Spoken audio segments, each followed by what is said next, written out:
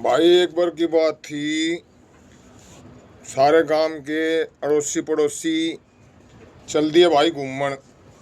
बोला भाई 7 दिन का टूर है, चलो बालका की छुट्टी है, घूम ही आओगे भाई,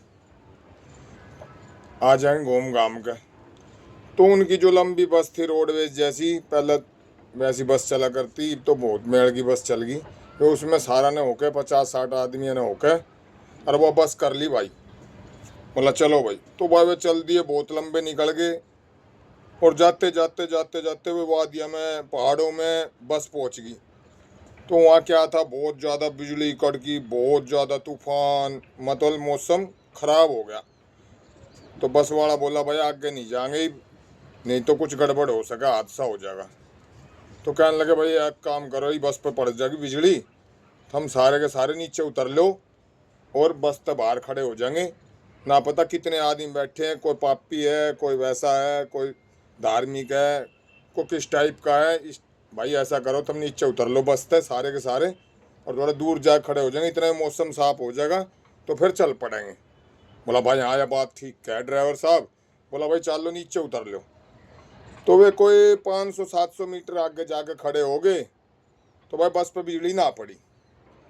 ना पड़ी तो कोई बात ना, वे सारे बोला भाई मौसम ठीक ठाक सा होता है, चलो भाई उल्टे बस में बैठ लो।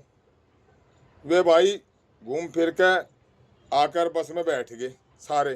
तो उन्होंने एक आदमी पहला बस में बैठा ही रहा, वो बस में का नहीं उतरा था।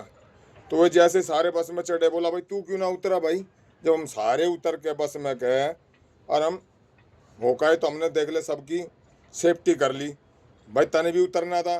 वो कहने लगा भाई ऐसा है, थम हो तो आए यार, मैंने क्यों उतारो बस में गए, मैंने बैठा रहने दो। बोला ना भाई ना, यो बात नहीं, हम 50-60 आदमी सारे उतरे, तू अकेला कैसे बैठा रहेगा, चल तू भी उतर के, तू भी जा, हम बैठेंगे तू जा।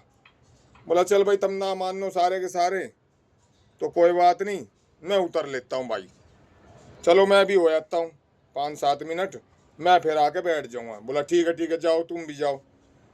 वो जैसे ही बस में उतर के गया, और वो 5-7 मीटर, मतलब 500-700 मीटर वो चला और वो खड़ा हो गया वहाँ जाकर। और जैसे उसने पीछे मुड़ के देखा तो एकदम तो भड़ाक देसी बस के ऊपर बिजली पड़ गई। बिजली पड़ते बस भुलस गई। और बस भुलसते जितने भी यात्री थे, ड्राइवर थे, कंडक्टर थे, जितने भी गए थे वहाँ घूमन अपने तीर्थ पे, जो भी थे वे सारे भुलस गए और वो रह गया। वो धर्म कर्म पितर परमेश्वर का आदमी था, उसके पीछे पितरों का हाथ था, उसके ऊपर भगवान का हाथ था, उसके ऊपर देवी देवता का हाथ था, उसके ऊपर 33 करोड़ देवताओं का आशीर्वाद था। तो भाई ऐसा भी कभी होता है, एक आदमी पूरे उसको बचा रहा था, वो उतरा तो उसी टाइम वो सही था। और पता ना भाई पापी थे या कैसे थे, वे सारे वो बस ने ड्राइवर समेत ले मरे। तो भाई सतयुग की कहानी और कलयुग की कहानी में जो फर्क हो जाए, उसके अंदर, उसके हृदय के अंदर भगवान था, वो सारी बस ने बचा के लेके चल रहा था।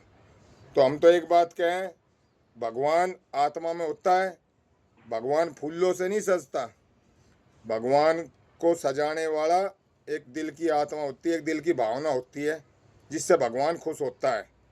कोई फूल चढ़ावे, कोई सेंट चढ़ावे, कोई इतर चढ़ावे, मतलब कोई गुलाब, कोई कुछ, इन अंदर काई जम रही है, अंदर भगवान नहीं है।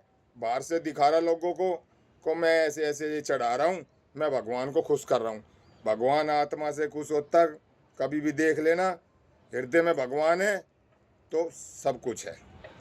तो यही बात मैं कह रहा हूँ मेरे भाई, हृदय में भगवान रखो, तुम्हारा बाल बाका नहीं हो सकता, तुम्हें कोई हला नहीं सकता, तुम्हारी रात चौगनी दिन चौगनी मज़े में कटेगी। और कभी तुम्हारे ऊपर कोई किसी किस्म का छल कपट, तंत्र विद्या या वा कुछ भी थारे घर में अला बला कोई तुम्हारा बाल बाका नहीं कर सकती।